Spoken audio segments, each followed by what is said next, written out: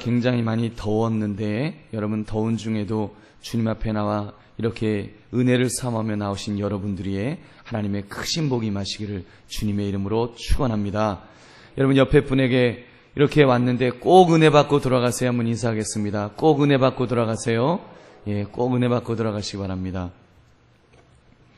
오늘 우리가 함께 나눌 말씀은 소율의 문답 강의 30번째 믿음에 관한 것입니다. 믿음이란 여러분 우리 지난주에 우리가 나누었던 말씀이 제 85문이었습니다. 우리가 죄를 인하여 하나님께 받을 진노의 저주를 피하게 하려고 하나님이 우리에게 요구하시는 것이 무엇인가? 하나님은 세 가지를 우리에게 요구하신다 그랬습니다. 첫째는 믿음을 요구하시고, 두 번째는 생명에 이르는 회개를 요구하시고, 세 번째는 구속의 유익을 전하는 데 사용하는 모든 외적인 수단. 그래서 외적인 수단이 성례, 성찬과 세례지요. 성례와 기도와 말씀, 이것을 요구하신다는 것을 우리가 함께 나누었습니다. 오늘은 제 86문 예수 그리스도를 믿는다는 것은 이라는 그 질문입니다. 예수 그리스도를 믿는다는 것이 무엇인가? 우리 답을 한번 같이 읽어보겠습니다. 시작. 예수 그리스도를 믿는다는 것은 구원의 은혜이다. 그것에 의하여 우리는 복음에서 우리에게 제시된 대로 그분만을 받아들이고 의지하여 구원을 얻는 것이다. 아멘. 여러분, 믿음이란 요 질문의 이제 그 핵심이 뭔가 하면 받아들이고 의지하는 것입니다. 믿음은요, 받아들이고 의지하는 것이다. 예수님을 나의 구원자로 받아들이고 그리고 그분을 의지하는 것, 이것을 믿음이라고 말할 수 있습니다. 1번 문제를 보시면 어떻게 믿음이 구원의 은혜라고 할 수 있습니까? 믿음이 구원의 은혜라고 어떻게 할 수 있을까요? 라고 할 때 첫 번째는 믿음을 행위로 간주할 경우에는 믿는다는 행위 자체가 구원을 주는 것은 아니라는 것을 알아야 됩니다. 목사님, 믿음도 행위 아닙니까? 내가 믿기로 작정하고 내가 믿는 행위를 하는 것 아닙니까? 만약에 믿음이 행위라는 측면에서 본다면 여러분 결코 우리를 구원해 주지 못합니다. 그래서 드리는 말씀이 모든 행위와는 상반된 믿음으로 구원을 얻습니다. 행위와는 상반되는 것으로 그 믿음을 보아야 합니다. 그래서 그 믿음이 무엇이냐? 그 믿음은 예수 그리스도와 그의 완전하신 의를 붙잡게 하고 적용시키는 도구로서 그것으로서만 우리가 구원을 얻게 되는 바 구원시키는 은혜가 됩니다. 그랬습니다. 붙잡게 하고 적용시키는 것. 다시 말하면 받아들이고 의지하는 것. 받아들이고 의지하는 것이 이것이 반드시 필요하다는 것입니다. 우리 요한복음 3장 16절의 말씀 우리 한번 같이 읽어보겠습니다. 시작. 하나님이 세상을 이처럼 사랑하사 독생자를 주셨으니 이는 그를 믿는 자마다 멸망하지 않고 영생을 얻게 하려 하심이라. 아멘. 하나님이 독생자를 주셨어요. 그래서 그분을 믿는 자마다, 다시 말하면 그분을 받아들이고 의지하는 자마다. 그래서 여러분, 믿음은 의존적인 것입니다. 예수님을 의지하는 거예요. 의존하는 것입니다. 그렇게 하는 자마다 멸망하지 않고 영생을 얻게 하려 합니다. 하나님은 그렇게 약속하십니다. 로마서 3장 22절도 마찬가지예요. 곧 예수 그리스도를 믿음으로 말미암아 모든 믿는 자에게 미치는 하나님의 의인이 차별이 없느니라. 차별이 없습니다. 여러분, 모든 믿는 자, 믿음에는요, 다시 말하면 여기 보면 모든 믿는 자에게 미치는 하나님의 의인이 차별이 없다 그랬어요. 믿음이 만약에 행위라면 어떤 사람은 많이 믿고 어떤 사람은 적게 믿고 거기에 따라 차별이 있겠죠. 또 믿는 사람의 수준에 따라서 어떤 사람은 좀 똑똑한 사람이니까 더 많이 해주시고 어떤 사람은 그런 것 아니라는 것입니다. 믿음은요, 모든 믿는 자에게 미치는 하나님의 의인이 차별이 없느니라. 믿음에는 자격을 요구하는 것이 없습니다. 하나님은 믿는 자의 자격을 전혀 요구하지 않으세요. 얼만큼 믿느냐? 그런 거를 100개를 믿느냐? 90개를 믿느냐? 믿음은 숫자로 측량할 수 있는 것도 아닙니다. 그냥 믿음은 믿느냐 안 믿느냐예요. 그래서 받아들이고 내가 주님을 의존하느냐, 내가 주님만 의지하느냐, 아니면 그렇지 않느냐. 둘 중에 하나입니다.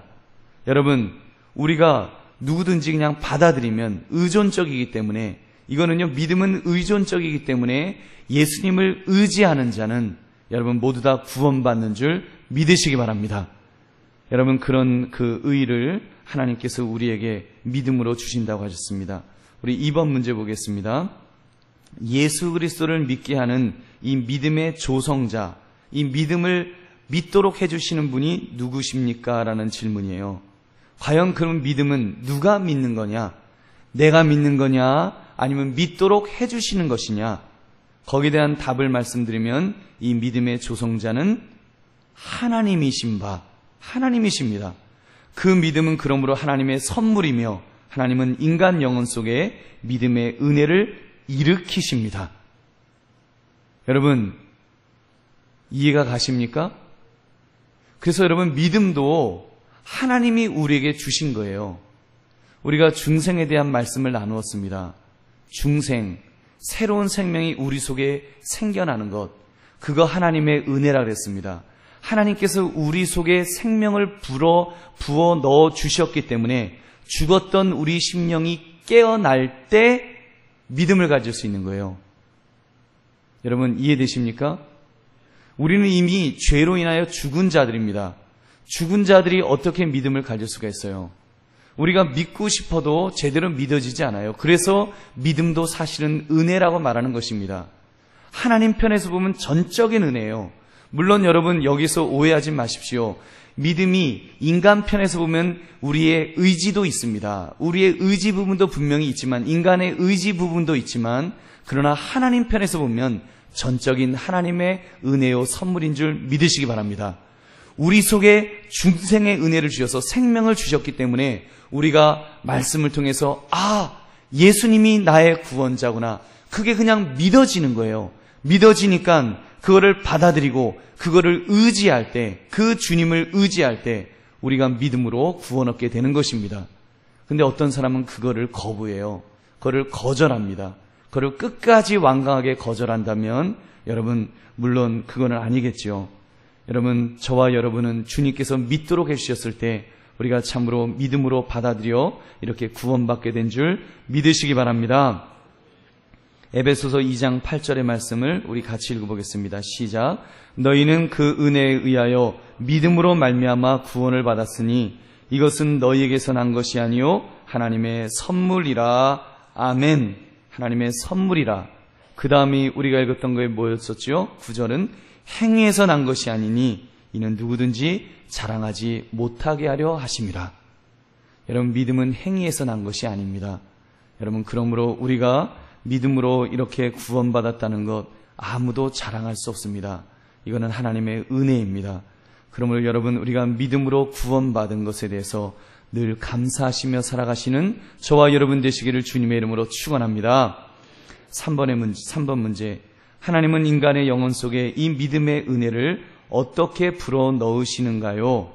믿음의 은혜를 어떻게 불어 넣으시는가요? 여기 답을 한번 같이 읽어보겠습니다. 시작. 일반적으로 전파된 말씀을 듣게 함으로써입니다. 아멘.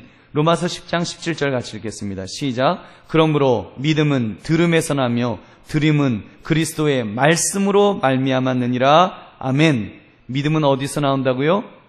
들음에서 나고. 뭘 들어요? 말씀. 무슨 말씀요? 그리스도의 말씀. 그리스도의 말씀을 들을 때 믿음이 우리에게 생긴다는 것입니다. 하나님은 말씀을 들음을 통해서 우리에게 믿음을 불어넣어 주시는 것입니다. 고린도전서 15장 11절 말씀. 그러므로 나나 그들이나 이같이 전파하매 너희도 이같이 믿었느니라. 전파할 때 그 복음의 말씀을 듣고 믿었다는 것입니다. 여러분, 이렇게 믿음은 중요합니다. 그래서 여러분, 소명에서, 유효적 소명에서 하나님의 말씀이 전파되는 것이 있습니다.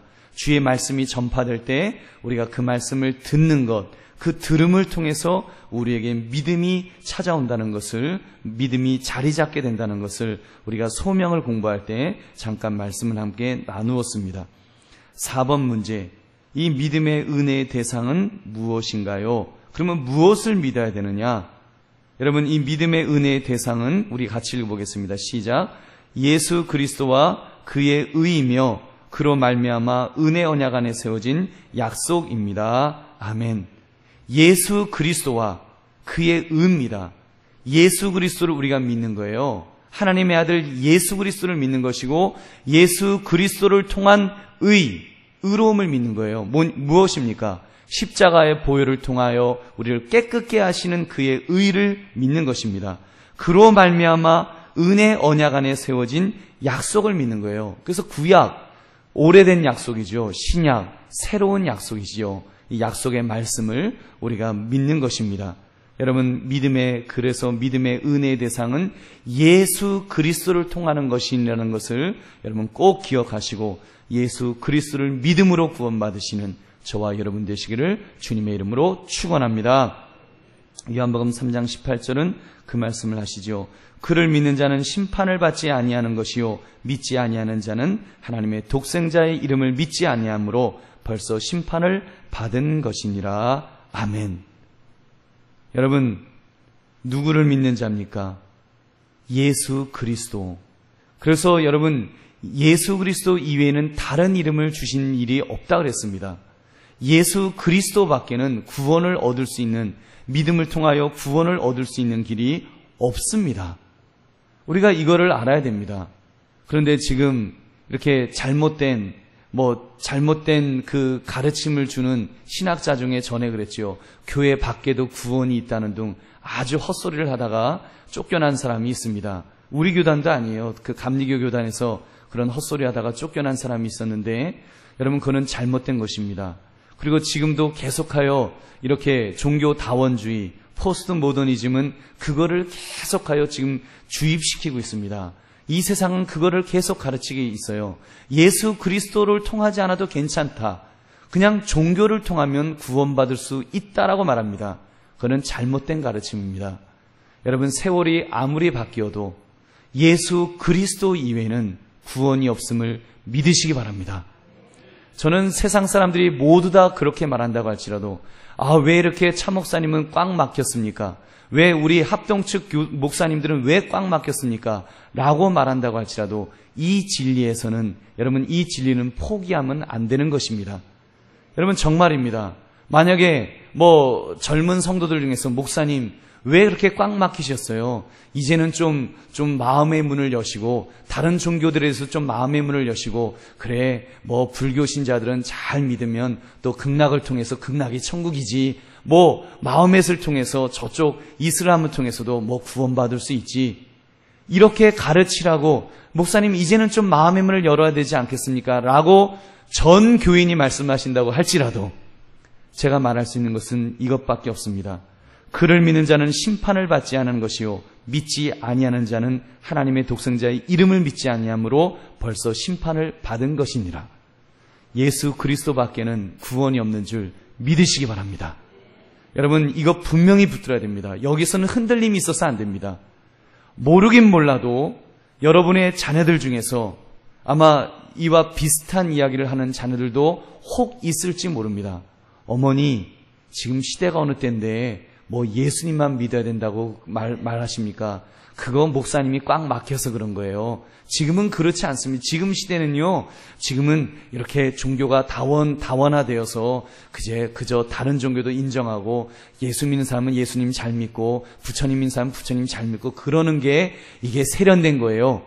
이렇게 이야기하는 자들도 분명히 있을 것입니다. 그러나 여러분, 그것은 잘못된 것입니다. 분명히 기억하십시오. 예수 그리스도 외에는 다른 이름을 주신 적이 없다고 말씀하였습니다. 그러므로 우리는 예수님만 붙드시는 저와 여러분 되시기를 주님의 이름으로 축원합니다. 그게 믿음이에요. 그것이 믿음입니다. 믿음이라고 하니까 그냥 뭉뚱그려서 하나님, 하늘에 계신 신, 그래서 그저 부처님도 하늘에 계신 신이고 그저 마음에 알라신도 하늘에 계신 신이고 이따위로 생각하면 큰일 납니다. 그건 잘못 생각하는 것입니다. 그는요, 사단이 악하게 가르치는 거예요. 사단이 지금 우리로 하여금 타협하도록 가르치는 것입니다. 예수 그리스도, 하나님의 아들, 하나님께서 하늘에 계신 우리 성부 하나님께서 아들을 보내셨어요. 그리고 그 이름밖에 주신 것이 없다 그랬어요. 그러면 구원의 길은 그것밖에 없습니다. 그 예수님을 믿음으로 구원받는 거예요. 다른 길은 없다 그랬는데 어떻게 우리 인간이 함부로 다른 길이 있다고 말할 수 있습니까? 그것은 사단의 악한 가르침입니다. 그 가르침에 미혹되지 않으시는 우리 성님들 되시고 또 우리의 자녀들을 그 중심이 바르게 가르치시는 우리 부모님들 되시기를 주님의 이름으로 축원합니다. 5번 문제. 이 믿음의 주체는 무엇인가요? 첫 번째는 믿음의 주체는 선택받은 자들입니다. 바로 우리들이죠. 오늘 이렇게 주님의 전에 나오신 저와 여러분 선택받은 자들, 사도행전 13장 48절 후반절을 보니까 영생을 주시기로 작정된 자는 다 믿더라. 영생을 주기로 작정된 자, 우리 하나님께서 작정하셨다는 거예요. 미리 예정해 두셨다는 것입니다. 선택해 주셨다는 거예요. 그러나 여러분, 이 선택의 교리를 제가 몇 번 말씀드렸지만 오해하지 마십시오. 다른 사람을 판단하는데, 전도 대상자를 판단하는데 이 선택의 교리를 사용하시면 큰일 납니다. 우리는 그럴 권한이 없어요. 우리는 누가 선택받았는지, 누가 그 육이 되었는지 우리는 알 수 없습니다. 우리는 거기에 대해서 말할 건덕지가 없어요. 여러분, 그거는 하나님의 주권에 달린 것입니다. 그건 하나님의 영역이기 때문에 하나님께 맡겨드리고, 우리는 우리의 신앙의 과거를 돌아보자는 거예요. 내가 하나님을 믿으려고 했는 줄 알았더니, 내가 하나님을 선택한 줄 알았더니 하나님이 이미 이전에 태초전부터 나를 선택해 놓으셨더라. 나를 이미 영생을 주시기로 작정해 놓으셨더라. 그럴 때 여러분, 이 은혜가 얼마나 더 큰 은혜가 되는지요. 여러분, 우리는요, 이 예정의 교리를 우리의 신앙의 과거를 돌아보는 것에 사용하셔야지, 미래를 갖다가 우리가 무슨 예견하고 미래를 예측하는 데 사용했다가는 큰일 납니다. 그건 하나님의 영역으로 우리가 올라가는 거예요. 우리가 이 예정의 교리 가지고 우리가 판단할 수 있는 것은 한 가지밖에 없습니다. 우리의 과거의 모습, 내가 내 마음으로 믿으려고 작정한 줄 알았더니 이미 하나님이 나를 믿도록 만들어 주셨더라. 얼마나 감사해요. 얼마나 감사해요. 나 같은 자가 뭔데 내가 하나님을 선택했다고 생각했더니 그것도 아니더라고요. 하나님이 나를 이미 사랑하셔서 이미 태초전에 내가 하나님을 선택하도록, 하나님을 믿도록, 작정하도록 그 마음을 주시도록 이미 나를 점찍어 놓으셨다는 것, 이미 태초전부터 나를 기억하셨다는 것, 얼마나 큰 은혜입니까? 여러분, 그 은혜를 잊지 마시는 저와 여러분 되시기를 주님의 이름으로 축원합니다. 두 번째는 생각과 인식뿐 아니라 의지와 마음이기도 합니다. 믿음의 주체는요, 우리가 인식하는 것뿐만 아니라 그 마음, 의지와 마음의 부분도 있어야 된다는 거예요. 그분만을 받아들이고 의지하여, 받아들이고 의지하여. 여러분, 그래서 히브리서 11장 13절을 보니까 우리 한번 같이 읽어보겠습니다. 시작. 이 사람들은 다 믿음을 따라 죽었으며 약속을 받지 못하였으되 그것들을 멀리서 보고 환영하며 또 땅에서는 외국인과 나그네임을 증언하였으니 아멘 하면서, 여러분, 어떤 사람은 멀리서 보고 환영하며, 여러분, 이 말씀도 이런 의미입니다. 생각과 인식뿐 아니라 우리가 받아들이는 것뿐만 아니라 그 의지와 마음, 의지적으로 우리가 그것을 믿도록 하는 그 결심하는 마음입니다. 믿음의 주체는요, 선택받은 우리들로 하여금 우리의 마음의 그 의지의 부분을 하나님께서 만져주셔서 우리로 하여금 믿도록 그 하나님을 의존하도록 작정하는 그 마음까지라는 것입니다. 그냥 그렇게 아시고 우리 6번으로 넘어가겠습니다. 6번, 예수 그리스도를 믿는 믿음의 행위는 무엇인가요? 자, 첫째, 1, 뭐라고요? 그리스도를 받아들이는 것이다. 요한복음 1장 12절, 영접하는 자 곧 그 이름을 믿는 자들에게는 하나님의 자녀가 되는 권세를 주셨으니 아멘. 그래서 먼저 여러분, 마음의 문을 열고 받아들이는 것입니다. 마음의 문을 여는 거예요. 그래서 그분을 받아들이는 것, 주님이 그냥 내 속에 오시도록 받아들이는 것. 그 다음에 두 번째는 구원을 얻기 위해 그리스도만을 의뢰하는 것입니다. 그분만을 의지하는 거예요. 그래서 그 주님을 완전히 내가 붙들겠노라고 마음의 문을 여는 정도가 아니라 마음의 문을 열었으면 이제는 그분을 의지하고 주님이 내 삶의 주인이 되어 주시옵소서. 나의 구원자가 되어 주세요. 그리고는 마음의 문만 열어놓으면 안 됩니다. 어떤 사람은 마음의 문은 열었다고 하는데 마음의 문은 열었는데 예수님을 저쪽 구석으로 밀어넣는 거예요. 주인의 자리에, 주인의 의자에 자기가 앉아 있는 거예요. 여러분, 그러면 어떻게 되겠습니까? 여러분, 내가 마음의 문을 열었으면, 정말로 내가 마음의 문을 열었으면 이제는 의지적으로 그분을 자꾸 내 마음의 주인의 자리에 앉으실 수 있도록 여러분 작정하셔야 될 줄로 믿습니다. 여러분, 우리의 죄성이 구원받았음에도 불구하고 우리의 죄성이 있어요. 그래서 우리는 자꾸 교만한 마음이 생깁니다. 그래서 내가 인생의 주인이 되고자 하는 그 마음이 생기고요. 죄가 있기 때문에 자꾸 하나님이 아닌 다른 것을 의지하고 싶은 마음이 생깁니다. 주인의 자리에 돈을 놓기도 하고, 주인의 자리에 출세를 놓기도 하고, 주인의 자리에 자기의 자녀를 앉혀놓으려는 사람들도 있습니다. 여러분, 그럴 때마다 우리가 의지적으로 자꾸 물리쳐야 됩니다. 그리고 주님이 나의 주인의 자리에 앉아 주시옵소서. 그래서 주님을 모시면 여러분 큰 믿음의 사람으로 정말 담대하게 살아가게 될 줄로 믿습니다. 7번 문제. 예수 그리스도는 복음 속에서 우리에게 어떻게 제공되어지는가요? 예수님이 복음 속에서 어떻게 제공되느냐? 예수 그리스도는 복음 속에서 우리에게 세 가지 역할이 있죠. 선지자의 역할, 제사장의 역할, 왕의 역할로 제공됩니다. 여러분, 그래서 우리가 그로 말미암아 구원받기를 원한다면 그를 선지자로, 제사장으로, 왕으로 받아들여야만 합니다. 아마도 우리는 선지자로 주의 말씀을, 하나님께서 이 말씀을 주시는 그 선지자로는 어느 정도 받아들이는 것 같아요. 때로는 제사장으로 나의 죄를 용서해 주시는 그런 중보자로서 그 제사장으로 받아들이는 것 같아요. 그런데 과연 왕으로는 얼마나 받아들이고 있는지요? 조금 전에 말씀드렸던 그 주인의 자리에 주님을 앉혀드려야 되는데 우리가 왕으로는 잘 못 받아들이는 것 같습니다. 주님이 내 죄 위해서 죽으셨다는 것을 알면서도 그분이 내 인생의 주인 되신다는 것은 우리가 얼마나 받아들이고 있는지, 여러분, 그 주님을 전적으로 선지자로, 제사장으로, 왕으로 받아들이시는 저와 여러분 되시기를 주님의 이름으로 다시 한번 축원합니다. 8번 문제. 영혼이 구원을 얻기 위해 그를 의지하는 때는 언제인가요?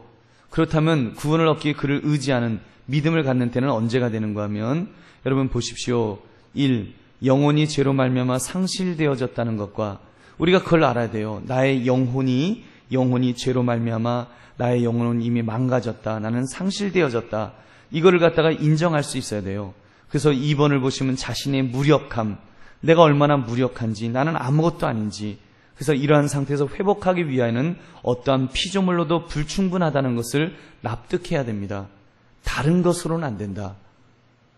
우리가 불교의 불경을 아무리 많이 읽는다고 해서 그것 가지고는 안 된다. 인간의 어떤 것을 가지고는 안 된다. 그걸 알아야 돼요.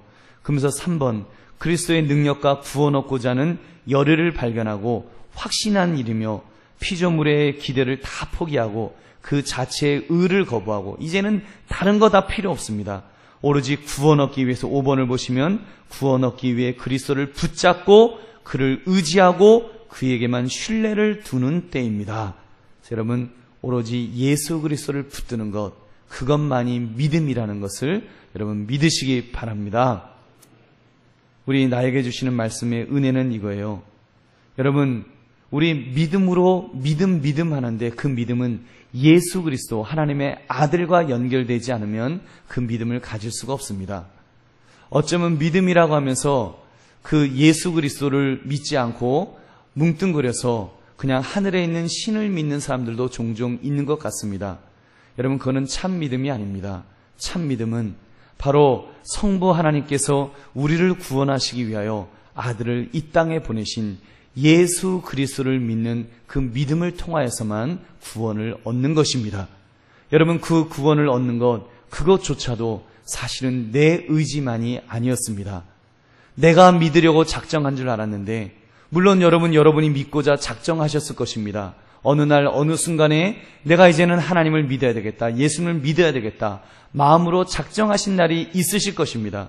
그러나 그것조차도 알고 보니까 여러분이 믿고자 의지적으로 작정하기 이미 오래전에, 태초 전에 이미 주님께서는 우리를 이렇게 예정하시고 우리에게 영생을 주기로 작정하셔서 이렇게 이미 우리를 예정해 놓으셨다고 하는 이것을 믿으시기 바랍니다. 그래서 믿음도 은혜입니다.